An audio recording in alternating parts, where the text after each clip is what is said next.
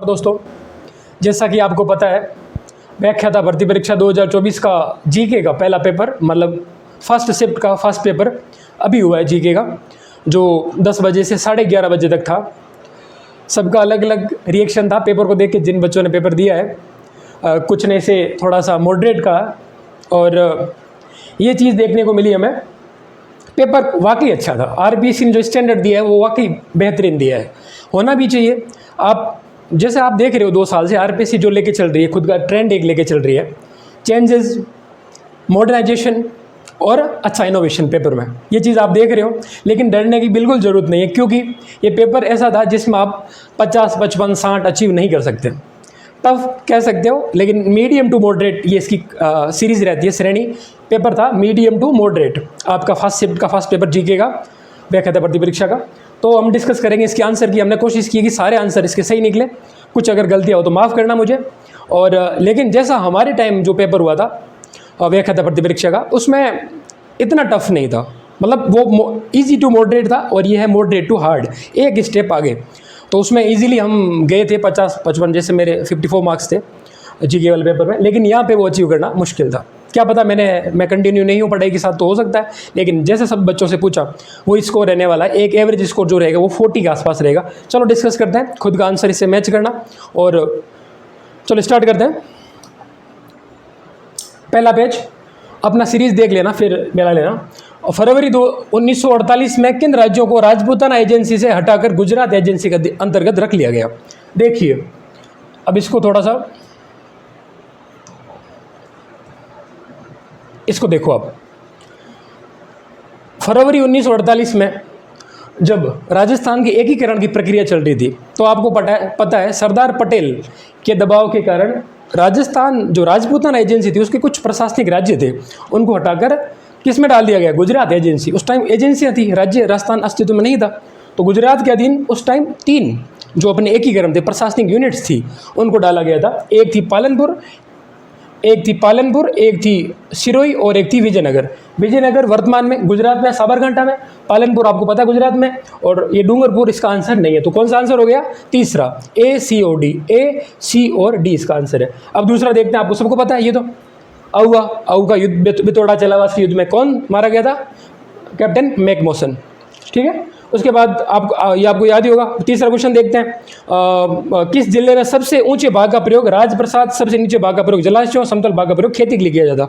इनका कहना है मतलब इतना बड़ा किला कौन सा है जिनमें सबसे ऊंचा भाग, पहाड़ी के उस किले की जो परकोटा होता है उसके अंदर सबसे ऊंचा भाग, उसमें राजप्रसाद है, महल है जहाँ पे राजा रानियाँ रहते हैं। उसके नीचे का समतल भाग, उसमें खेती भी होती है। मतलब इतना बड़ा कौन सा किला है? आपको दिमाग लगाना चाहिए। ये ऑप्शन में क्या था? जैसलमेर का किला। इतना बड़ा नहीं है। किले के अंदर क्या है? सारे के सारे मकान बने हुए, मतलब उसमें खेती नहीं की जा सकती। नागौर किला वैसे ही बहुत छोटा है। फिर आता गागरोन किला, जल दुर्ग है, बहुत छोटा, इतना बड़ा नहीं है। कुंभलगढ़ बहुत बड़ा है, आपको पता होगा। कुंभलगढ़ में उदय सिंह का राज तिलक हुआ, महाराणा प्रताप का जन्म हुआ, और उसके नीचे का जो तराई का भाग है, समतल भाग है, खेती होती थी। क्योंकि अंदर इतना बड़ा इसको बनाया गया, जब आक्रमण हो तो बाहर हमें अन्न लाने की जरूरत ना पड़े, अंदर ही हम खेती करके पूरे राज्य को खिला सकें, राजमहल के जितने कर्मचारी उनको खिला सकें। ठीक है, इसका आंसर हो गया कुंभलगढ़ का किला। अब देखो, अनहैप्पी इंडिया किसकी है? सबको पता है, लाला लाजपत राय की। यंग इंडिया, अनहैप्पी इंडिया, आपको पता ही होगा। अब इसके बाद हम आगे बढ़ते हैं।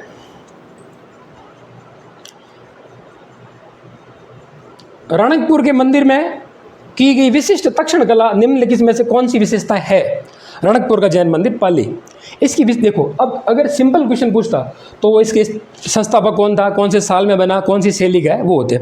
आरबीएससी ने थोड़ा सा मॉडरेट बनने की कोशिश की है। जो वहाँ मूर्तियाँ देखी है, मूर्तियों की विशेषता है, वो विशेषताओं से प्रश्न पूछा है। अब देखिए आप, नारी की दुर्बल आकृतियों, यहाँ ये गलत हो गया। नारी की दुर्बल आकृतियाँ नहीं है, नारियाँ हष्टपुष्ट बनाई गई है, तो ये पहला ही गलत हो गया। उसके बाद आप देखो, विशिष्ट तक्षण कला के कौन सी विशेषताएं है? नारी प्रतिमाओं के सूक्ष्म कंकण से विभिन्न मुद्राएं, नारियों की विभिन्न मुद्राएं वहाँ पे है। बेहतरीन पुष्प आकृतियां, बिल्कुल है। पेड़ पौधों की आकृतियां, मतलब पुष्प की आकृतियां भी वहाँ पे है। किस शैली का प्रभाव है? गुजराती शैली का, क्योंकि रणकपुर जैन मंदिर ये मेवाड़ से संबंधित है। मेवाड़ किससे प्रभावित था? गुजरात से प्रभावित था। यहाँ की प्रतिमाओं में अस्त्र शस्त्रों का अंकन नहीं है, बिल्कुल नहीं है, क्योंकि ये पूरा एक वैदिक शैली में वैसे बनाया गया है, मतलब पूजाओं से संबंधित सामग्री, बिल्कुल भी अस्त्र शस्त्रों का प्रयोग इसमें नहीं किया गया है। ठीक है। तो ये 3 कथन हो गए सही, बी सी और डी तीनों सही, ए गलत। मतलब कौन सा आंसर आपका ये। अब आगे बढ़ते हैं। अब देखिए ये है मानसिंह का। अब देखिए आप बिहार की सूबेदारी की बात कर रहे हैं। मानसिंह के बारे में, मानसिंह की सूबेदारी के बहुत प्रश्न पूछे गए हैं पिछले 3-4 सालों में। आरपीसी ने सबसे ज़्यादा प्रश्न अगर यहाँ जयपुर के राजघरानों में पूछे मानसिंह के, तो वो पूछे सूबेदारी के प्रश्न। इसको देखो आप, बिहार के सूबेदार के रूप में राजा मानसिंह ने पहला प्रथम अभियान बिहार के किस शासक के विरुद्ध किया? पहला अभियान किसके विरुद्ध था? हाजीपुर के शासक के विरुद्ध था। उसका नाम क्या था? राजा गणपत। उसके विरुद्ध पहला, जब यहाँ से अटैक करके जब मानसिंह गए थे, तो पहला शासक जिसने मानसिंह का विरोध किया था, विद्रोह किया था, वो था गणपत, राजा गणपत। वो कहाँ का था? हाजीपुर। आपको अगर सिर्फ राजा का नाम याद होता तो भी आप ये सही करते। उसके बाद देखिए गोविंदगिरी और भगत आंदोलन के संदर्भ में कौन से कथन सही नहीं है। आपको सबसे पहले ये चीज़ ध्यान रखनी, हड़बड़ाना नहीं होता, शांत रहना होता है सबसे पहले। जैसे ऐसे आप क्वेश्चंस का आंसर दे रहे हैं तो सबसे आप पहले नहीं है या फिर ये इसको मार्क करते हैं, ताकि आपका जब इसको आप पढ़ रहे हो तो आप कंफ्यूज ना हो, आपका समय भी बचे और आपका आंसर गलत ना जाए। आप देखो आप कौन से कथन सही नहीं, किसके बारे में? गोविंदगिरी और भगत आंदोलन के बारे में। अब देखिए 1921-22 में पंचमहल जिले में गोविंदगिरी ने असहयोग आंदोलन में भाग लिया। उसके बाद क्या है, इसने पूछा सही नहीं है, मतलब जो गलत स्टेटमेंट उनको मार्क करना है। 1921-22 में पंचमहल जिले में गोविंदगिरी ने असहयोग आंदोलन में भाग नहीं लिया था। अहमदाबाद केंद्रीय कारागृह में छूटने के बाद अपनी मृत्यु तक गोविंदगिरी पंचमहल रहे? बिल्कुल नहीं रहे। गोविंदगिरी के प्रभाव से बांसवाड़ा के भगत बिलो ने स्वयं को हिंदू धर्म में, बिल्कुल। देखो जो ये भगत आंदोलन था ना, ये गोविंदगिरी का ऐसा आंदोलन था जो आर्य समाज से प्रभावित था। शुद्धिकरण आंदोलन, मतलब आदिवासियों को शुद्ध बनाओ, गौ हत्या मत करो, दारू मत पियो, जो दिखावा आडंबर होता वो मत करो, आप प्योर हिंदू बन जाओ, जैसे वैदिक काल में थे। जिसे किसने मांग की थी? स्वामी दयानंद सरस्वती ने, आर्य समाज के स्वामी ने। तो उनसे प्रेरित थे कौन? गोविंदगिरी। और ये धर्म भी किसके आधार पर था? आर्य समाज के आधार पर। इसका मतलब क्या हुआ? गोविंदगिरी के प्रभाव से बांसवाड़ा के भगत भीलों ने स्वयं को हिंदू धर्म के ढांचे में संगठित किया। अकॉर्डिंग टू हिंदू वो स्नान करने लगे, उन्होंने मदिरा मांस छोड़ दिया, वो सारी परंपराएं हिंदुओं की। तो ये भी सही अपना। 1927-31 के मध्य बांसवाड़ा के दीवान एन भट्टाचार्य भगत आंदोलन को दबाया, बिल्कुल सही, भट्टाचार्य था। तो इसमें से क्या पूछा? गलत पूछा है, तो ये 2 गलत होंगे इसमें, ए और बी, ये 2 गलत हैं। ऑप्शन 4 सही आपका, ठीक है। अब देखते हैं, इसको देखते हैं। निम्नलिखित में कौन सा ग्रंथ अंबेडकर द्वारा नहीं लिखा गया? सीधा आपको दिख रहा है द नॉर्थ ऑफ तमिलनाडु, बिल्कुल इनके द्वारा नहीं लिखा गया। ये एक सोशियोलॉजिकल ग्रंथ था, इनका इनसे कोई मतलब नहीं था। बाकी सब आप देख लो। The annihilation of caste, the Buddha and his Dhamma, revolution of caste, counter revolution in the ancient India, ये किसने लिखे थे? अंबेडकर ने लिखे थे। तो ये नॉर्थ ऑफ तमिलनाडु बिल्कुल नहीं लिखा था। तो इसका आंसर क्या हो गया? तीसरा। उसके बाद आप देखो 9वां क्वेश्चन, गुप्त वास्तुकला के संदर्भ में गलत कथन को चुनिए। यहाँ गलत को मार्क करना आपको सबसे पहले। देखिए एरन के विष्णु मंदिर की छत सपाट है, बिल्कुल सपाट है। ये प्रारंभिक विष्णु मतलब मंदिरों की पहली कला है। गुप्तों के समय मंदिर वास्तविक रूप से बनने लगे थे। तो पहले मंदिर कैसे बने? बिना छत वाले, मतलब छत तो थी लेकिन सपाट, ऐसे गुंबदाकार छत नहीं थी। तो विष्णु का एरन मंदिर कैसा? सपाट, बिल्कुल सपाट छत है। देवगढ़ के दशावतार मंदिर ऊंचे शिखर के साथ अलंकृत गुप्त शैली की वास्तुकला, बिल्कुल। उसके बाद भूमरा का विष्णु मंदिर, नरसा कुटार का पार्वती मंदिर चैत्य शैली पर बना, बिल्कुल नहीं बना। चैत्य शैली नहीं है, वो पंचायतन शैली है। तो आपका ये कथन जाता है गलत। क्या पूछा है? गलत कथन। तो कौन सा होगा? नरसा कुटार का पार्वती मंदिर पंचायतन शैली में बना है, स्टार के टाइप का बना है, उसका आधार स्टार के शेप का है, ठीक है। 9 हो गए। उसके बाद देखते हैं आगे का पेज, 10वां। दिल्ली सल्तनत के किस सुल्तान के काल के दौरान अजमेर में गोविंदराज ने स्वयं को रणथंभौर में स्थापित किया? पृथ्वीराज हार के बाद, तराइन में हार के बाद कौन उनका बेटा था? गोविंदराज, उनका उत्तराधिकारी बना। लेकिन ये भी मुस्लिम अधीनता स्वीकार कर लेता है। कैसे पता चलता? गोविंदराज के सिक्कों में, जहाँ पे दिखाया गया कि इन्होंने मुस्लिम अधीनता स्वीकार कर ली, लेकिन इन्होंने उसके बाद अजमेर छोड़ दिया।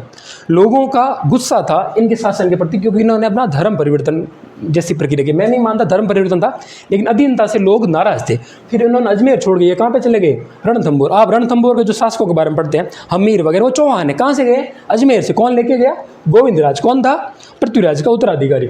तो उस समय दिल्ली सल्तनत का राजा कौन था? ऐबक, वही था कुतुबुद्दीन ऐबक, गुलाम वंश का शासक। ऐबक सही करोगे आप, पहला ऑप्शन। प्रतिहारों अभिलेख में राज्य अधिकारियों को क्या कहा जाता है? राज्य अधिकारी मतलब प्रशासक, राज्य के, अब जैसे कलेक्टर वगैरह होते हैं ना, वैसे उनको क्या कहा जाता था? राजपुरुष। आप ध्यान रखना, ज़्यादातर लोगों ने मेरे को बोला कि मंत्री नहीं कहते थे, उनको कहते राजपुरुष। मंत्री वैदिक शब्द है, उससे पहले का शब्द है। यहाँ ऑप्शन सही होगा राजपुरुष। तो प्रतिहारों के राज्य अधिकारी को क्या कहा जाता था? राजपुरुष। उसके बाद देखिए आप, निम्नलिखित में से किस लोक देवता को लक्ष्मण का अवतार? आपको पता है अपने पंच पाबू जी हो गया, मतलब ये पाबू जी की, इसका आंसर आप ऐसे, आपको ये जो पंच देवता आप पढ़ते हो, पंच वो अपने देवताओं में, ये सबसे आसान क्वेश्चन था, एक इजी क्वेश्चन कह सकते हो आप।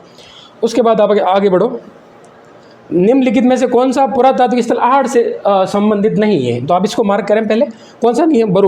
बरोर मगरा आहड़ से संबंधित नहीं है, बाकी सारे आहड़ से संबंधित है। 1857 के प्रथम स्वतंत्र संग्राम में लखनऊ के विषय में निम्न तक कौन सा असत्य है? सत्य नहीं, कौन सा? मतलब लखनऊ के संबंध में निम्न ऑप्शंस में से ये सारे लखनऊ के संबंधित है, तो इनमें से कौन सा असत्य है आपको देखना। पराजित अंग्रेजों ने आत्मरक्षा, लखनऊ के विषय में असत्य कथन कौन सा है? 1857 की क्रांति, उस क्रांति के दौरान लखनऊ एक केंद्र था, केंद्र, इसके संबंध में कौन सा कथन गलत है? देखिए, बेगम हजरत वहाँ की बेगम थी, बेगम हजरत की शरण अंग्रेजों ने नहीं ली थी, अंग्रेजों ने बेगम हजरत की शरण नहीं ली थी, तो ये पहले ही आपका कथन गलत हो गया। उसके बाद के सही है, देखो शुरुआत 30 मई आपको पता है, और अगस्त 1857 के प्रारंभ बिजरिस कादिर को इन्होंने वो अपना प्रतिनिधि नियुक्त किया था, ये भी सही है। उसके बाद चिनेट के युद्ध में अंग्रेज पराजित हुए थे, छोटा सा युद्ध था, अपने वीरों ने इसमें अदम्य साहस का प्रदर्शन किया और एक छोटी सी सफलता मिली। 1857 की क्रांति में लखनऊ से संबंधित, उत्तर प्रदेश से संबंधित एक बड़ी जीत थी, जिसने क्रांतिकारी को हौसला बढ़ाया था, तो ये कथन गलत है, पहला कथन 14 क्वेश्चन का।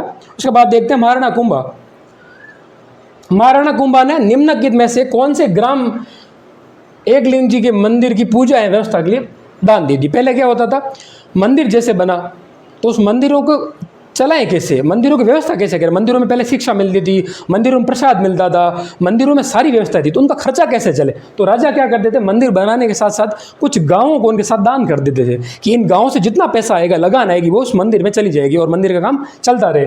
तो कौन से गाँव दिए थे? नागदा, कलोड़ा, मालाखेड़ा और भीमाणा। आपको पता है ये गाँव दिए थे, आपको याद होगा, ये चीज़ एक थोड़ा ईजी क्वेश्चन था। इसके बाद आगे का देखते हैं, अब देखो रीजनिंग आ गई। आपने ये पेपर देखा होगा, जैसा आरबीसी ने दिया था कि कौन से सब्जेक्ट से कितने क्वेश्चंस आएंगे, तो आपने देखा Rajasthan history art and culture से 10 क्वेश्चंस आए थे, उसके बाद 5 क्वेश्चंस आए हैं इंडियन हिस्ट्री के, 15 क्वेश्चन हो गए, अब 16 क्वेश्चन है। अब आगे के 10 क्वेश्चंस आए हैं मैथ और रीजनिंग में से, उसमें से लगभग 8 क्वेश्चंस है मैथमेटिक के, 2 है रीजनिंग के। पहले क्या होता है, 5 मैथमेटिक के आते हैं और 5 रीजनिंग के आते हैं, लेकिन इस बार पेपर को थोड़ा सा टफ दिखाने के लिए फॉर आर्ट्स स्टूडेंट्स, उनको थोड़ा टफ लगे, इस हिसाब से मैथमेटिक क्वेश्चन ज़्यादा दिए, और रीजनिंग के वैसे ईजी क्वेश्चन थे, तो ये 2 तो आप आराम से कर सकते हो। मैथ के क्वेश्चन थोड़े से मीडियम थे, सीनियर सेकेंड स्तर के थे, तो थोड़ा सा आपको वक्त लगा होगा। अब देखते हैं इनके आंसर, आप ये निकाल लिए होंगे सारे। 16वें का पहला आंसर है, देख लो आप। 17वें का दूसरा आंसर है 2। 18वें का ए आंसर है, सॉरी 2 आंसर है, ए का मध्य, मध्य और बहुलक बराबर है, ये 18वां। एक मिनट आपको जूम कर देता हूँ अगर दिख नहीं रहा तो। 16 का ए, 17 का 2, 18 का 2, फिर 19 का 2, ए बराबर 0, बी बराबर -6, फिर 20 का आंसर है 4, 17। ठीक है, अब आगे बढ़ते हैं। 21 का 2, एक मिनट थोड़ा जूम कर देता हूँ। 21 का आंसर है 216 यूनिट्स, फिर 22 का आंसर है वर्ग 2, 23 का आंसर है 36, पहला ऑप्शन। ठीक है, फिर 24 का आंसर है 2 सेंटीमीटर। देख ले आप कौन सा क्वेश्चन है, एक बार रोक के आराम से भी देख सकते हैं। एक ठोस धातु वाला बेलन वाला, इसका आंसर क्या है 2 सेंटीमीटर, है ना। इसके बाद 25वां क्वेश्चन, इसका आंसर है 12 सेंटीमीटर। देख लो आप एक बार, एक शंकु की त्रिज्या, ये इस क्वेश्चन का आंसर क्या है 12 सेंटीमीटर। ये हो गए मैथ रीजनिंग के सारे क्वेश्चंस। अब आगे बढ़ते हैं, अब आते हैं हिंदी के क्वेश्चंस। देख लो आप, निम्न कौन, सभी शब्द शुद्ध है। ये 4 क्वेश्चन, 4 ऑप्शंस दिए, 2-2 शब्द दिए। इनने ये पूछा कि कौन सा युग में ऐसा है जिसमें सारे शब्द प्योर है, शुद्ध है, अशुद्ध हिंदी का शब्द नहीं है। देख लो आप, अंतरात्मा और अंतर्यामी, ये सारे सही है।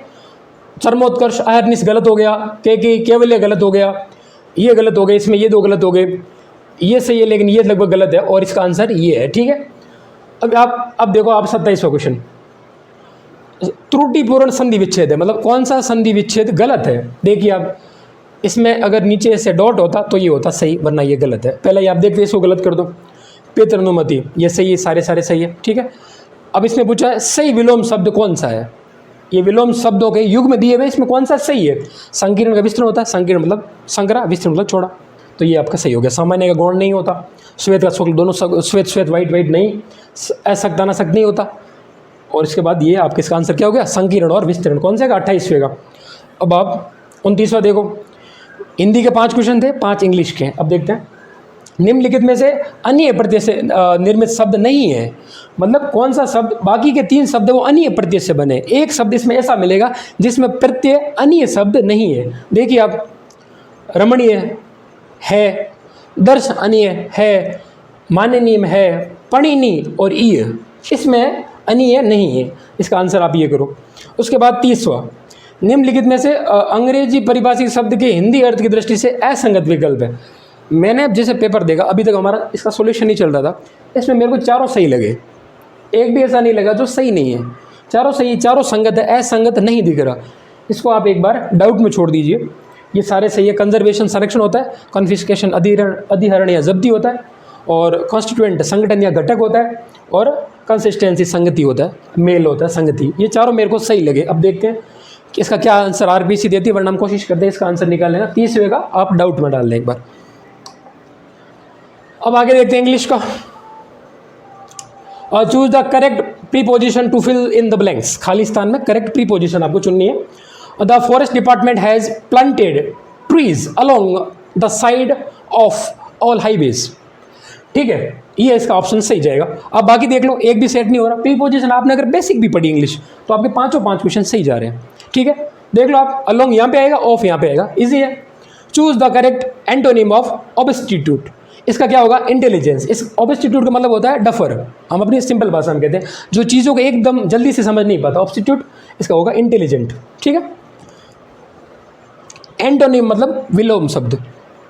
ठीक है, अब ये हो गया। Choose the correct translation of phrase given. दिए हुए ये जो फ्रेज आया है, वाक्य है, इसका करेक्ट ट्रांसलेशन आपको चुनना है। अब सोलो फ्रॉम लाइबिलिटी, दायित्व से मुक्ति, सीधा है, आप कर सकते हो। विपरीत परिस्थिति कहाँ से होगा, संदर्भ से मुक्ति कैसे होगा, शक्तियों कम करना कैसे होगा, मिल ही नहीं रहा, तुक्का मार दें तो भी ये सही जाता। हो गया, मतलब इसका ट्रांसलेशन करना। कौन सा ट्रांसलेशन सही है चारों में से, इसका ये है। Okay, clear. ऑप्शन कौन सा हो गया, 2 नंबर। ठीक है, दायित्व से मुक्ति। फिर हम देखते हैं 34वां, select a suitable determiner to fill in the blank. खाली जगह में एक डिटरमाइनर सेलेक्ट करना है। कौन सा सही होगा, इस स्टेटमेंट को पढ़िए, पहले वाक्य को पढ़िए आप। I have written to each candidates. देखो मैंने आपको जैसे बताया, इंग्लिश की क्लास से आपने कभी देखी होगी, ईच, एवरी, आइदर, नाइदर। इसके बाद जो सब्जेक्ट आता है वो होता है बहुवचन, प्लूरल, लेकिन उसके बाद की जो क्रिया आती है वो होती है एक वचन के हिसाब से। तो देख लो आप क्या जो सेट हो रहा है। I have written to more, तो कैसे होगा, एवरी कैंडिडेट्स कैसे होगा, all candidates who have registered for the post. इसका क्या होगा, each. I have written to each candidates, मैंने प्रत्येक कैंडिडेट को लिखा जिन्होंने रजिस्टर करवा रखा है इस पोस्ट के लिए। तो क्या आंसर होगा, ईच। आप शायद आपने अगर डेटा माइनस बेसिक पढ़े तो आप इसका कर सकते हो। ठीक है, आपको कंफ्यूजन किस में होता, ईच और एवरी में होता। इन दोनों के बेसिक अंतर आप कोई भी किताब में देख सकते हो, इनमें क्या अंतर होता है आप सही कर लेते इसका आंसर। ठीक है, अब लास्ट इंग्लिश से देखते हैं। Select the correct form of the tense from the verbs given in the brackets. क्या करना है, इसका परफेक्ट टेंस इसमें ऐड करना है। देखिए आप, वेरी अनविलिंगली ही, टर्न को चेंज करना है। कौन सा सूटेबल है इनमें से, वो यहाँ पे रखना है। इसके बाद गो को सेट करना है। इस गो की जगह वेंट आएगा, ये आएगा, ये आएगा, या फिर ये आएगा। आपको सूटेबल करना है कि इसकी जगह इनमें से क्या आएगा और इसकी जगह इनमें से क्या आएगा, दोनों का एक जोड़ा बना के इसका आंसर करना है। इसका देखो, very unwillingly he turned down the sound of the TV and went to answer the bell, तो डो बेल। वेरी अनविलिंगली, बिना इच्छा के, बिल्कुल भी इच्छा नहीं थी। He turn down the sound of TV, बिना इच्छा के उसने टीवी के आवाज़ को कम किया और गया। ये मतलब हम पास्ट सिंपल की बात कर रहे हैं। ठीक है, to answer the door bell, door bell बज रही थी, उसका आंसर देने के लिए वो गया बिना इच्छा के। तो इसके दोनों सेट कौन से हो रहे हैं, टर्न्ड, क्योंकि दोनों सेंटेंस किस में, पास्ट सिंपल में। टर्न्ड और वेंट, ये दोनों किस में आते हैं, पास्ट सिंपल में। वाक्य को आप समझ जाते तो ये आपका आंसर कर सकते थे। ठीक है, टर्निंग कैसे होगा, क्योंकि ये तो आईएनजी कंटिन्यूस आ गया, कंटिन्यूस कैसे होगा पास्ट सिंपल में, तो ये नहीं होगा। टर्न्स प्रेजेंट सिंपल की परिभाषा है, ऐसे यस, तो ये भी नहीं होगा। इसके बाद टर्न, तो यहाँ पर गो आ गया, गो कैसे होगा, दोनों पास्ट सिंपल के होने चाहिए, दोनों पास्ट सिंपल के कौन से हैं, वर्ब की सेकंड फॉर्म टर्न और वेंट, दोनों पास्ट सिंपल के। आंसर कौन सा सही, 1 नंबर। अब आगे बढ़ते हैं, इंग्लिश के पूरे हो गए। अब अपना आता है करंट, जो बहुत अच्छा पूछा इस बार रियली। इस करंट के पोर्शन के लिए हम कह सकते हैं कि ये टफ पोर्शन था। अगर आपने करंट बहुत अच्छे से पढ़ा है और उसको आप पर डे, मान लो आप 5-6 महीने से तैयारी कर रहे हैं और पर डे आप ऐसे पढ़ के जा रहे हैं जैसे आप उस सब्जेक्ट में महारत हासिल करना चाहते हैं, इतना अगर आप अच्छे से पढ़ोगे तो ही ये क्वेश्चन कर पाओगे, फिर भी आप ये 10 के 10 क्वेश्चन नहीं कर पाओगे। अच्छा दिया है थोड़ा सा, इस बार हम देखते भी आरबीसी ने करंट में थोड़ा सा अपना ज़्यादा लेवल बढ़ा दिया है, बच्चे सारे क्वेश्चन नहीं कर पाते, तो आपको स्ट्रेस लेने की ज़रूरत नहीं है। सारे बच्चों का ऐसे गया है, आप ऐसे सोचोगे मैंने करंट इतना अच्छे से पढ़ा था, वेरियस सोर्स यूज़ किए, अलग अलग किताबें पढ़ी, इतना टाइम दिया, सारे सही नहीं हुए, ऐसा नहीं हो सकता। आप गूगल नहीं है, आप मशीन नहीं है जो सारे आंसर निकाल सको, गूगल भी नहीं निकाल पाता। आपको इतना पढ़ना कि हाँ मैंने टाइम दिया, अच्छी किताब पढ़ी, जितना हो सका, इसका मतलब ये है कि आपने अच्छा करके आए हो। पेपर कैसा था वो आपके हाथ में नहीं है, आपने कैसा किया वो आपके हाथ में। तो मैं इन 10 क्वेश्चन के बारे में कह सकता हूँ, इनमें से अगर आप 5-6 क्वेश्चन कर रहे हो that means you are in good state. Okay, अब इसको देखते हैं। देखो ये बजट की बात कर रहा है, नवीनीकरण ऊर्जा का लक्ष्य क्या था अपना, 100 गीगावाट था। देखिए बजट 2025-26 के अंतर्गत राज्य को अक्षय ऊर्जा के क्षेत्र में आगे ले जाने के लिए प्राइवेट सेक्टर, बजट 2025-26 पहला ऐसा बजट था जिसको हमने ग्रीन ऊर्जा बजट का है, energy budget, green energy budget का है। आपको पता है ये पहला बजट था, तो इसमें प्राइवेट सेक्टर को ऐसा टारगेट दिया गया जैसे अडानी अंबानी जो सोलर प्लांट्स लगा रहे हैं, विंड टर्बाइन, ये पवन चक्कियाँ लगा रहे हैं, इनको बोला कि आप 100 गीगावाट तक ऊर्जा खुद की तरफ से लगाइए। तो आंसर सही कौन सा हो गया, 2 नंबर। ठीक है,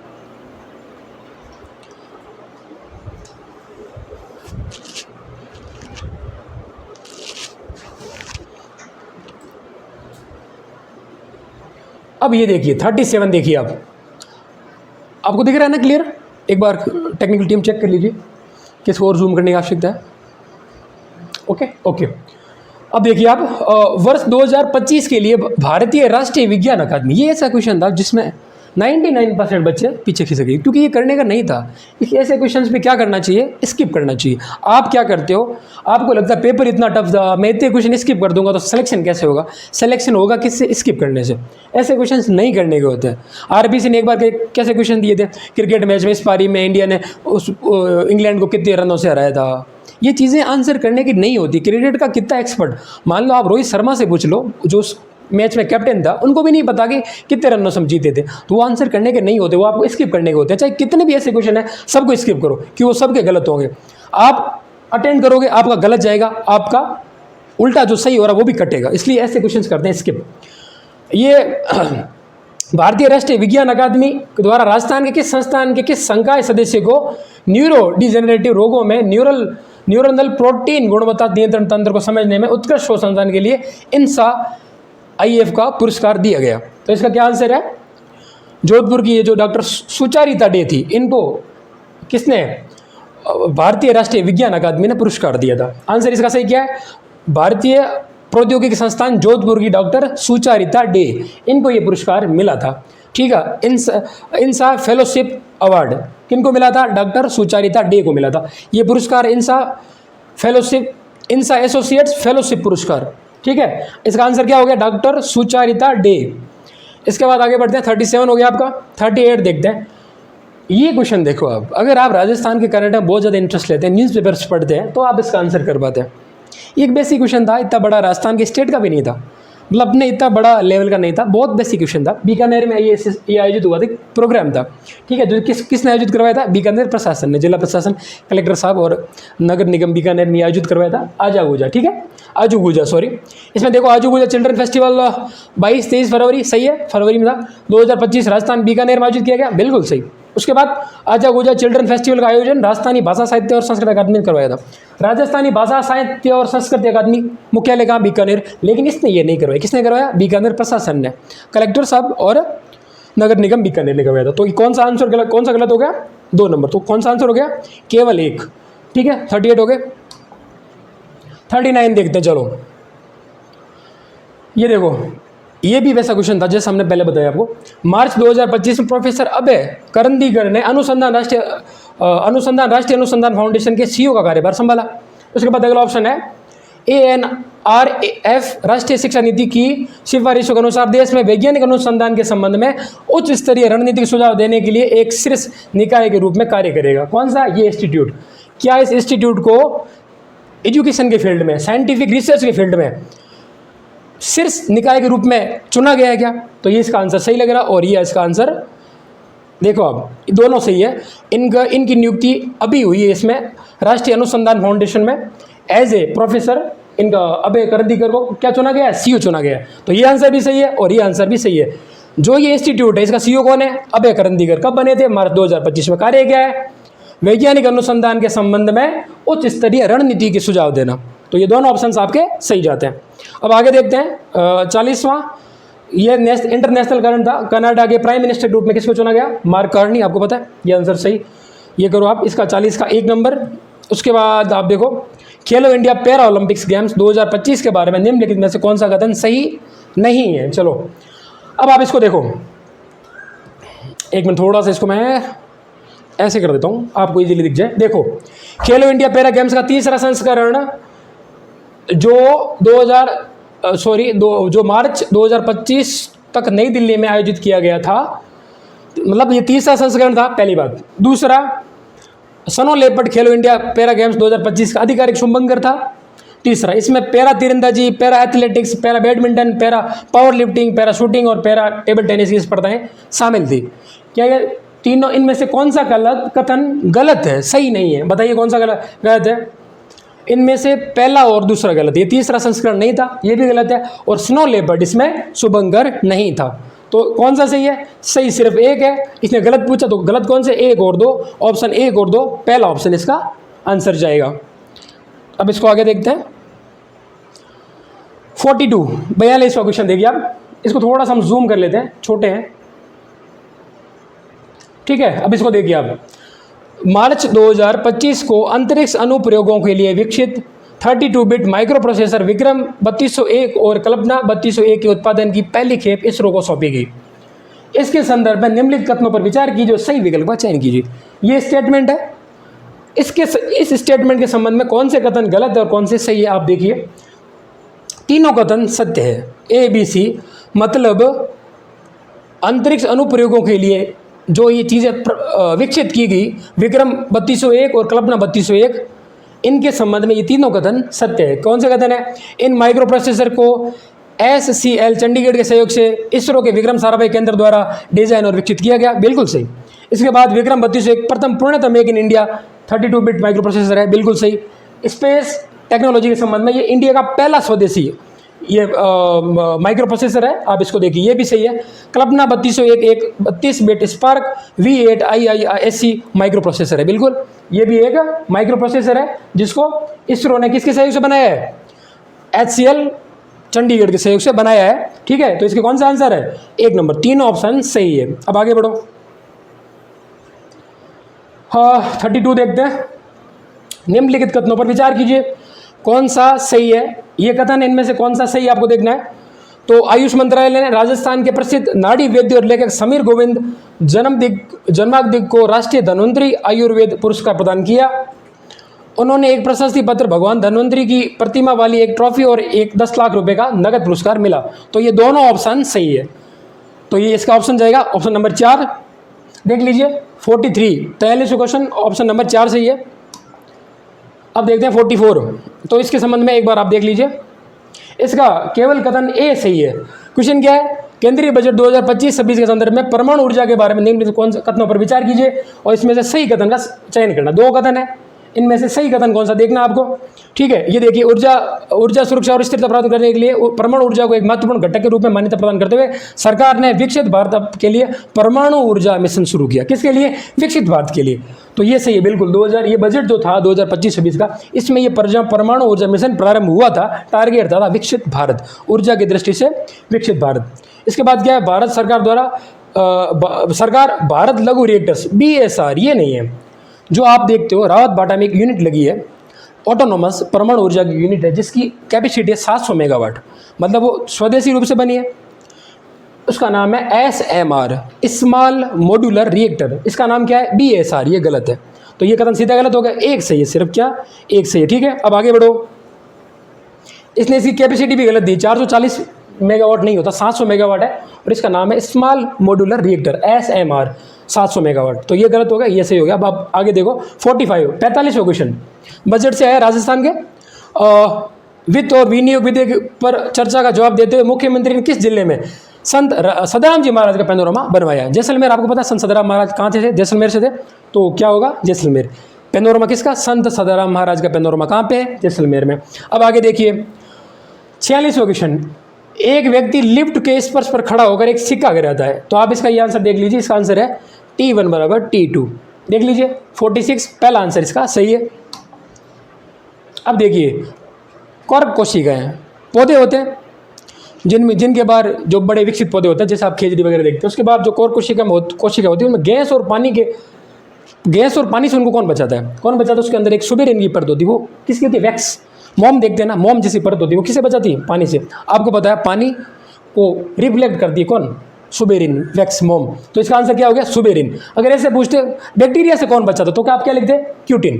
ठीक है, पानी से कौन बचाता, तो आंसर हो गया सुबेरिन। इसका 47 का कौन सा है? तीसरा।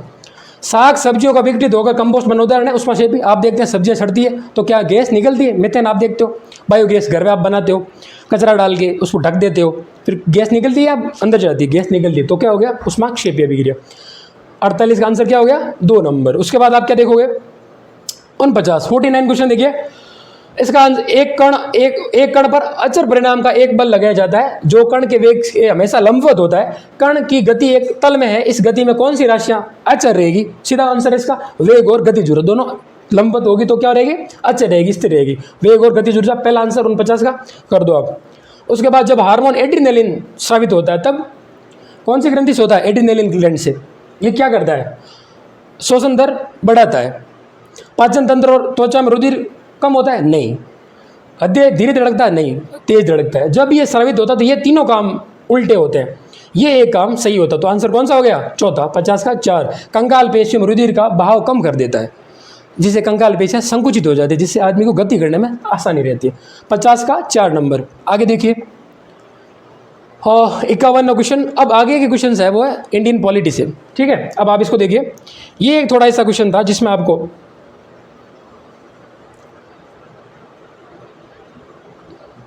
एक सेकेंड, अब देखिए आप इसको। अनुच्छेद दिए हुए सूची 1 में, सूची 2 में इनको विषय वस्तु से मिलान करना है। आप इसको देखिए, इसका आंसर सही था 4 नंबर। इसको आप देखिए, एक बार आप अपना आंसर चेक कर लीजिए, फिर हम इसको करते हैं। 4 नंबर में क्या है? A3 आर्टिकल 326, इसका 3 लोकसभा और राज्यों की विधानसभाओं के लिए निर्वाचनों का वयस्क मताधिकार के आयोजित होना। मतलब सारे निर्वाचन होंगे वो वयस्क मताधिकार पे होंगे। 18 साल की उम्र का चाहे पुरुष चाहे स्त्री वो वोट दे सकता है। वो किस में लिखा है? 326 में। A का 3, यहाँ पे A का 3 लिखा हुआ, आपको कन्फ्यूजन हो सकता है। फिर आप देखो कि B1, यहाँ पे B4 है। B1 क्या है? B है 327। 1 मतलब विधान मंडलों के लिए निर्वाचनों के संबंध में उपबंध करने की संसद की शक्ति। आपको बताइए अभी संशोधन करके तैयार किया गया, कौन सा? 327। इसमें अभी कुछ संशोधन हुए। इसका प्रावधान क्या कहता है? B1 विधान मंडलों के निर्वाचन के संबंध में संसद कानून बना सकती है। तो 2 से ही आपका आंसर निकल जाएगा। फिर C4 है, C 328 4 किसी राज्य के विधान मंडल के लिए निर्वाचनों के संबंध में उपबंध करने की उस विधान मंडल की शक्ति। पहला संसद की शक्ति, चौथा पहला किसकी शक्ति? संसद की। चौथा उसी राज्य के विधानमंडल की शक्ति। फिर लास्ट D2, D क्या है? 329। 2 क्या है? निर्वाचन संबंधी मामलों में न्यायालय के हस्तक्षेप पर रोक। किस में लिखा हुआ है? 329 पे। आपको सबको याद होगा, इंपॉर्टेंट आर्टिकल से, इजी है, सारे क्वेश्चन आप कर सकते हो। उसके बाद आप आगे देखिए 52 क्वेश्चन देखो आप। भारत में संघीय मंत्रिपरिषद से संबंधित निम्नलिखित कथनों पर विचार कीजिए। इसको देखो आप, वो देख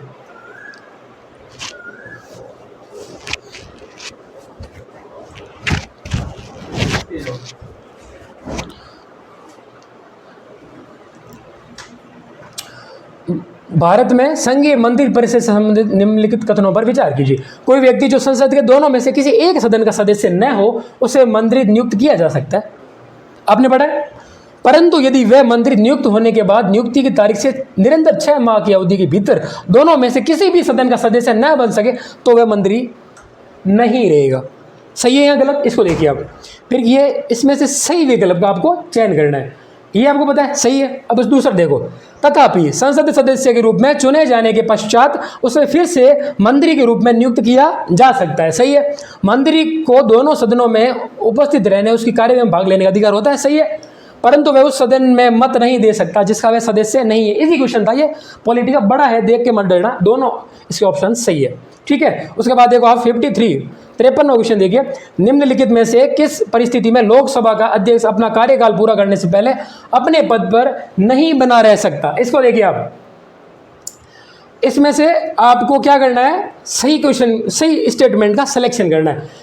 भाई लोकसभा का अध्यक्ष है, अपना कार्यकाल पूरा करने से पहले अपने पद पर नहीं बना रह सकता, मतलब कार्यकाल पूरा होने से पहले उसको कैसे हटाया जा सकता है, वो कैसे हट सकता है, कैसे वो अपने पद का अधिकारी नहीं रहेगा। स्टेटमेंट है कि यदि वह लोकसभा का सदस्य नहीं रह जाता, सही है, लोकसभा का सदस्य ही नहीं रहेगा तो लोकसभा का अध्यक्ष कैसे बनेगा भाई साहब, मतलब ये पहला स्टेटमेंट सही। दूसरा देखो आप, यदि लोकसभा सदन में उपस्थित मतदान करने वाले कुल सदस्यों के बहुमत से अध्यक्ष को हटाने का प्रस्ताव पारित किया जाता है तो भी वे लोकसभा का अध्यक्ष नहीं रहेगा। इसके बाद यदि सत्तारूढ़ दल सदन में अपना बहुमत खो देता है, नेसेसरी नहीं है, लेकिन वो पद पे रहे या नहीं रहे ये उस पर डिपेंड करता है। यदि राष्ट्रपति अध्यक्ष को बर्खास्त कर देता है, राष्ट्रपति अध्यक्ष को बर्खास्त नहीं कर सकता। अगर सदन के पास बहुमत है तो बर्खास्त नहीं किया जा सकता, लोकसभा के पास बहुमत है तो बर्खास्त कैसे करेगा, मतलब ये स्टेटमेंट भी सही नहीं है। कौन से स्टेटमेंट सही है, पहला तो ये, दूसरा ये, 1 और 2 इसका आंसर है। देख लो आप, 1 और 2, लोकसभा का सदस्य नहीं रहेगा तो भी उसको हटना पड़ेगा, और यदि सदस्य बहुमत, उपस्थित सदस्यों को बहुमत उसे ये पारित कर दे कि भाई आप अध्यक्ष नहीं रहोगे तो भी उसको हटना पड़ेगा। बाकी दोनों स्टेटमेंट इसके हिसाब से गलत है। तो 53 का आंसर क्या है, 2 नंबर। फिर 54 देखिए आप, भारत के संविधान, ये थोड़ा सा टिपिकल क्वेश्चन था, इसमें सब डिवीजन तक आया आर्टिकल्स के, तो आपको थोड़ा सा लगा होगा, लेकिन बेसिक जो बच्चे काफ़ी समय से जीके से जुड़े हुए हैं, पॉलिटी जिनकी अच्छी है, वो आराम से इसको कर सकता था। भारत के संविधान में के निम्नलिखित में से किस अनुच्छेद के अंतर्गत राष्ट्रपति के विरुद्ध उसकी पदावधि के दौरान किसी न्यायालय में किसी भी प्रकार की दंडिक कार्रवाई संस्थित नहीं की जाएगी या चालू नहीं रखी जाएगी, किसमें लिखा हुआ है, ये लिखा हुआ है 361(2) में, मतलब न्यायालय उसके पदावधि के दौरान कोई प्रोसीजर नहीं ला सकता, ना अरेस्ट किया जा सकता है, ना रिपोर्ट दर्ज की जा सकती है, ना कोई कार्यवाही प्रारंभ की जा सकती है। किसमें लिखा हुआ है, 361(2) में लिखा हुआ है। आगे आइए, 54 का आंसर कौन सा हो गया, 3 नंबर। 55 में क्या है, भारत के संविधान के निम्नलिखित में से किस अनुच्छेद के अंतर्गत उच्चतम न्यायालय प्रत्येक निर्णय खुले न्यायालय के में ही सुनाएगा, अन्यथा नहीं। किसमें लिखा हुआ है कि supreme court is a open court, किसमें लिखा हुआ है, 145(4) में लिखा हुआ। आप जब सुप्रीम कोर्ट की शक्तियाँ पढ़ते हैं तब यह प्रोसीजर में पढ़ते हैं, 145(4). 55 का आंसर क्या हो गया, 3 नंबर। 56 देखिए आप, सुमेलित करना है और नीचे दिए गए कूट में से सही उत्तर का आपको चयन करना है। ये आपकी क्या आ गई, राजस्थान जियोग्राफी। कितने क्वेश्चन है इसके, 10 क्वेश्चन आए, देख लीजिए आप। ए का 3 नंबर, माई अनास पता है, उसके बाद बी का 4 नंबर, काली सिंध अहेली, ये आपने पहली बार सुना होगा, लेकिन छोटा सा नाड़ा है, वो किससे मिलता है, काली सिंध से। चंबल में मिलने से पहले किससे मिल जाता है, काली सिंध से। उसके बाद सी का 1 नंबर, सी कौन सी, पार्वती निमाज आपको पता है, और डी का 2 नंबर, डी बेड़च 2 नंबर, मतलब गंभीरी। बेड़च की साइड कौन सी है, गंभीरी, आपको पता है। कौन सा ऑप्शन सही हो गया, A3 B4 C1 D2, option number 4 is correct. कौन से क्वेश्चन में, 56वें में। राजस्थान जियोग्राफी का पहला क्वेश्चन था।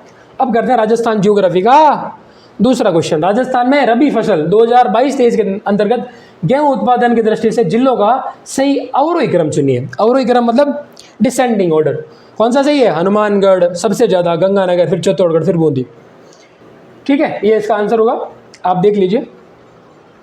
इसके बाद कौन से का था, 57 का 3 नंबर है ना। 58 देखिए आप, हाँ ये चोटियाँ दी हुई है, देखिए धोनिया डूंगर, ऋषिकेश, कमलनाथ और रघुनाथगढ़। इनको आप देखिए, सबसे ऊंची कौन सी है, रघुनाथगढ़ 1055, उसके बाद कमलनाथ 1001, 1000, और फिर आप ये देखिए तो पहला कौन सा हो गया, इन दो से निकालो आप, डी, उसके बाद ए, उसके बाद बी, उसके बाद सी। धोनिया की ऊंचाई कहीं कहीं पे 1300 दी हुई है, लेकिन कहीं पे 1000 के आसपास दी हुई है, तो उसमें दूसरा ऑप्शन कौन सा सही होगा, धोनिया डूंगर। तो आपका पहला कौन सा हो गया, रघुनाथगढ़ 1055, फिर 1000 कुछ इसकी है, उसके बाद बी कौन सी, ऋषिकेश, उसके बाद सी कमलनाथ। इसको देखिए, इसका आंसर क्या होगा, ये सही होगा, 3 नंबर ऑप्शन सही होगा, D A B C. D मतलब Raghunathgarh, A Dhoniya, B Rishikesh, C Kamalnath, ठीक है। इसका आंसर 58 का हो गया। फिर 59 देखिए आप, निम्नलिखित में से कौन सा कथन सही नहीं है? देख लीजिए, ये पश्चिम देशांतर नहीं होगा, पूर्वी देशांतर बीच में राजस्थान भाई एक्सिस में हम कहाँ है, पूर्व की साइड है, पूर्वी देशांतरों में, तो पश्चिम सीधा काट दीजिए इसको। फिर आता है 60वां 80 सेंटीमीटर समवर्षा रेखा कहाँ से गुजरती है? झालावाड़ से। सीधी बात है, नहीं गुजरेगी। झालावाड़, इसने पूछा जिले किस जिले से नहीं गुजरती, कौन से नहीं गुजरेगी? झालावाड़। कौन सी गुजरती है यहाँ से? 100 सेंटीमीटर समवर्षा रेखा कहाँ से गुजरती है? झालावाड़। सबसे अधिक वर्षा वाला राजस्थान का जिला कौन सा? झालावाड़। अब इसको देखिए आप 2001-11 के जनगणना के दौरान राजस्थान जनसंख्या घनत्व में कितना परिवर्तन आया? +35, 165 था, 200 हो गया। 2001 में कितना था? 165। 2011 में कितना हो गया? 200, तो +35। ठीक है, इसका आंसर कौन सा हो गया? Option number 4। राजस्थान में दिसंबर 2024 में सड़क घनत्व कितना था? 92। इंडिया कितना है? 165। Option number 4। इसके बाद देखिए 63, भेड़ की कौन सी नस्ल है? जमुनापरी। बकरी की नस्ल है, सीधा इसको काट दो, ऑप्शन नंबर 3। अब आप आगे देखिए 64, ये सीमेंट प्लांट्स है, किस जिले में है आपको मिलान करना है। ए का है 1 श्री राम सीमेंट कोटा, फिर है बी का 3 एसीसी सीमेंट बूंदी, आपको पता ही होगा, ये तो बहुत बार पूछा गया, एसीसी सीमेंट बूंदी। सी का 2 आदित्य सीमेंट चित्तौड़गढ़, और डी का 4 डी जेके लक्ष्मी सीमेंट सिरोही। ठीक है, ये आपको आंसर कौन सा? 2 नंबर। 64 का 2 नंबर। फिर 65, निम्नलिखित में से युग्मों में से कौन सा सुमेलित नहीं है? सीसा जस्ता अगुचा गुलाबपुरा में नहीं है, सीधी बात है। बाकी सारे मैग्नीज कालाकोट तांबा खोदरीबा सारे, और लोएस नाथ की नेरी सारे सही है। सीसा जस्ता यहाँ गुलाबपुरा अगुचा में नहीं है। आंसर कौन सा हो गया? 65 का 1 नंबर। फिर 66, अब आगे के जितने क्वेश्चन है 10 क्वेश्चन वो है एजुकेशन मैनेजमेंट और साइकोलॉजी। अब इसको देखते हैं 66 देखते हैं। निम्नलिखित में से कौन सी विशेषताएं किशोरावस्था में संज्ञानात्मक विकास से संबंधित है? देखिए ये ऑप्शंस दिए हुए, इनमें से कौन कौन सी विशेषताएं किशोरावस्था से संबंधित है, जो एडल्ट एज होती है उससे संबंधित है। देखिए इसमें से आप, इसमें ऑप्शन सही होगा अ, ब और स। द क्यों नहीं होगा? वस्तु स्थायित्व। अच्छा, वस्तु स्थायित्व मतलब होता है ये है उत्तर बाल्यावस्था से संबंधित। उत्तर बाल्यावस्था में ये गुण आता है व्यक्ति के व्यक्तित्व की विशेषता में कौन सा आता है? वस्तु स्थायित्व। इसको काट दो, बाकी सारे किससे? किशोरावस्था से। ऑप्शन कौन सा हो जाएगा? अ, ब और स। 1 नंबर ऑप्शन किसका? 66 का। अब आगे बढ़ते हैं 67 का। किशोरों के शारीरिक विकास के संदर्भ में निम्नलिखित में से कौन सा कथन सही नहीं है? असत्य कथन कौन सा है? देखिए अब अ और ब कथन इसमें से गलत है। लड़कों में किशोरावस्था लड़कियों की तुलना में 1 या 2 वर्ष पहले शुरू होती है? नहीं, लड़कों में किशोरावस्था लड़कियों के बाद शुरू होती है। एज में अगर समान है, लड़कियों में पहले होगी, लड़कों में बाद होगी, तो ये गलत हो गया। और ब किशोरावस्था में स्वर यंत्र का आकार लड़कों और लड़कियों में समान होता, बिल्कुल नहीं होता। आपको पता है जैसे अपनी आवाज़ लड़कियों में पिंच ज़्यादा होता है, लड़कों में पिंच कम होता है। ये किसकी वजह से होता है? सौर यंत्र के आकार की वजह से। इसका मतलब इसका आकार समान नहीं होता। ये दोनों काट दो, बाकी दोनों सही है। बाकी दोनों कौन से? किशोरावस्था में वसा में ग्रंथि का स्रावण बढ़ जाता है, सही है। सेबेसिस ग्रंथि जब बच्चों में आप देखते हैं, लड़कों में देखते हैं फेस पे ऑयल दिखता है, लड़कियों में भी ये दिखता है, तो ये कब बढ़ता है? किशोरावस्था में बढ़ता है। लड़के और लड़कियां किशोरावस्था में प्रजनन परिपक्वता पहुंच जाती, सही है। सेक्स एज है, तो ये दोनों सही है, ये दोनों गलत है। ऑप्शन कौन सा हो गया? 4 नंबर। असत्य पूछा, असत्य कौन सा? ये 2। ऑप्शन कौन सा? 4 नंबर। ठीक है, अब देखते हैं 68, ये आपका आ गया एजुकेशन मैनेजमेंट का। निःशुल्क और अनिवार्य बाल शिक्षा अधिकार अधिनियम 2010 संशोधित के अनुसार राष्ट्रीय सलाहकार परिषद का गठन निम्नलिखित में से मिलकर होगा। 1 अध्यक्ष और 14 सदस्य। आपने पढ़ा, सिंपल क्वेश्चन था। ऑप्शन नंबर 68 का 3। उसके बाद 69 देखिए आप। जिला शिक्षा प्रशिक्षण संस्थान डाइट व अकादमिक कार्यों का पर्यवेक्षण करना और शैक्षिक मार्गदर्शन प्रदान करना किसका कार्य है? राजस्थान राज्य शैक्षिक परिषद प्रशिक्षण संस्थान का कार्य है। ठीक है, किस क्या ऑप्शन सही होगा? 69 का ऑप्शन नंबर 3। उसके बाद आप देखिए 70, जिया ने एक दुर्घटना में पैर खो दिया। एक्सीडेंट में क्या होगा? उसके पैर टूट गए। अब वह भारतीय राइफल शूटर अवनी लेखरा के व्यवहार की नकल करके कोशिश कर रही है, जो पैरालंपिक 2024 में स्वर्ण पदक विजेता थी। जिया ने किस प्रकार के समायोजन की युक्त अपनाई? समायोजन आप देखते हैं, साइकोलॉजी का एक टॉपिक है। एडजस्ट करते हैं लोग, कैसे अपने व्यवहार को एडजस्ट करते हैं। जैसे गुस्सा आता है तो कैसे एडजस्ट करके कम करें, तनाव को कैसे कम करें, तो ये एक प्रक्रिया है। एक लड़की थी जिसका नाम था जिया, पैर खो दिए, तो उसने अवनी लेखरा को देख के अपने खुद को मोटिवेट किया। किस युक्ति से किया? तादात्म्यकरण। प्रतिक्रिया निर्माण का मतलब होता है रिएक्शन फॉर्मेट करना, कि उसको कैसे जवाब देना, वो गलत है। किसी को जवाब नहीं देना था, वो खुद को मोटिवेट करना चाह रही थी। औचित्य स्थापन, इसका मतलब होता है रेशनलाइजेशन, कि भाई मेरी क्या गलती है, वो चीज़ें करना, वो भी नहीं है इसका आंसर। प्रक्षेपण मतलब दूसरे पे डाल देना, वो भी नहीं है। तो क्या आंसर है? तादात्म्यकरण, आइडेंटिफिकेशन इसका आंसर से। ये 2 नंबर सदर का। ओके, उसके बाद 71 देखिए आप।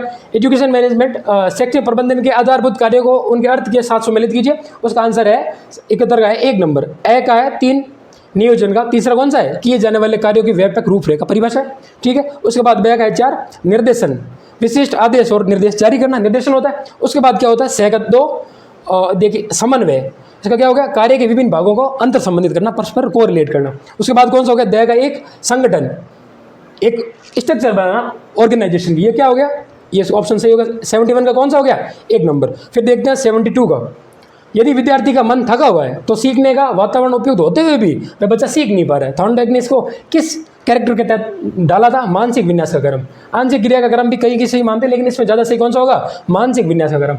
Law of mental set, mental set ऐसा बन गया कि वो सीखना नहीं चाह रहा। एटमॉस्फेयर फेवरेबल है लेकिन वो सीख नहीं पा रहा, तो कौन सा आंसर है, law of mental set, 2 number. 72 का 2 नंबर आंसर होगा। अब लास्ट पेज है, इसको देखिए आप, 73 देखिए आप, शिक्षा वाणी कार्यक्रम हेतु शिक्षण सामग्री का निर्माण किया जाता है। मतलब शिक्षा वाणी जो कार्यक्रम चलता है उसके लिए जो चीज़ें बनाता है, सामग्री बनाता है बच्चों को सीखने के लिए, कौन बना रहा है, एनसीईआरटी के नेतृत्व में एससीईआरटी बना रहा है, ठीक है। ये अपने स्टेट का हेड है नोडल एजेंसी, और ये नेशनल स्टेज पे नोडल एजेंसी ये बना रही है, नेतृत्व कर रही है, और ये आगे राज्य में लागू कर रही है। आंसर कौन सा हो गया 73 का, ऑप्शन नंबर 1। अब देखते हैं 74, शिक्षकों ने विद्यालय सुधार के लिए प्रधानाचार्य को कुछ सुझाव दिए हैं, वह उनके विचारों को सुनता है और उनका अध्ययन करके उनके अनुसार अंतिम निर्णय लेता है। इस प्रकार के नेतृत्व क्या हो गया, जनतंत्रीय, डेमोक्रेटिक, सारे डेमोक्रेटिक स्टाइल, सबकी सुनी जाती है फिर डिसीजन लिया जाता है। कौन सी होगी, सिंपल क्वेश्चन है, 2 नंबर ऑप्शन सही होगा। निःशुल्क और अनिवार्य बाल शिक्षा अधिकार अधिनियम 2009 के निम्नलिखित अध्यायों को उनके नामों से सम्मिलित कीजिए। ये लास्ट क्वेश्चन है, देखिए इसका सही आंसर है ऑप्शन नंबर 4, ए का 3, विद्यालय और शिक्षकों के दायित्व 3 नंबर। ये क्या हो गया, किसमें कौन से आर्टिकल में दिया हुआ है, 4 में, ठीक है। उसके बाद आप देखिए ब का 2 नंबर, समुचित सरकार स्थानीय प्राधिकारी और माता पिता के कर्तव्य किसमें दिया हुआ है, 2 में, मतलब तीसरे अधिनियम में, ये अध्याय में ये दिया हुआ है, ठीक है। उसके बाद आप देखिए स मतलब बालकों के अधिकार किसमें उल्लेख किया हुआ है, किसमें उल्लेख किया हुआ है, 4 में, ठीक है, मतलब 5 नंबर अध्याय में इसका उल्लेख किया हुआ है। उसके बाद देखिए द ऑप्शन क्या लिखा हुआ, प्रारंभिक शिक्षा का पाठ्यक्रम उसका पूरा किया जाना, ये किसमें उल्लेख किया हुआ है, ये किया हुआ है, एक सेकंड, हाँ ये किया हुआ 5 में, और जो लास्ट का है सिलेबस पूरा करवाना वो किसमें किया गया, 4 में, अध्याय नंबर 4 में ये कहा गया है कि सिलेबस टाइम पे पूरा करवाना है। तो ये आपके क्वेश्चन सारे हो गए पूरे। 75 का क्वेश्चन का आंसर क्या हो गया, 4 नंबर। ये आप देख लीजिए एक बार, यहाँ आपका ये टेस्ट एनालिसिस होता है पूरा, पेपर कैसा था, कैसे इसके क्वेश्चन, इसके क्या आंसर थे। हमने कोशिश की आपको सारे आंसर सही से बताएं, और फिर भी कुछ गलतियाँ, मानवीय गलतियाँ हो सकती है, तो आप इनको एक बार मिलान भी कर सकते हैं। और धन्यवाद।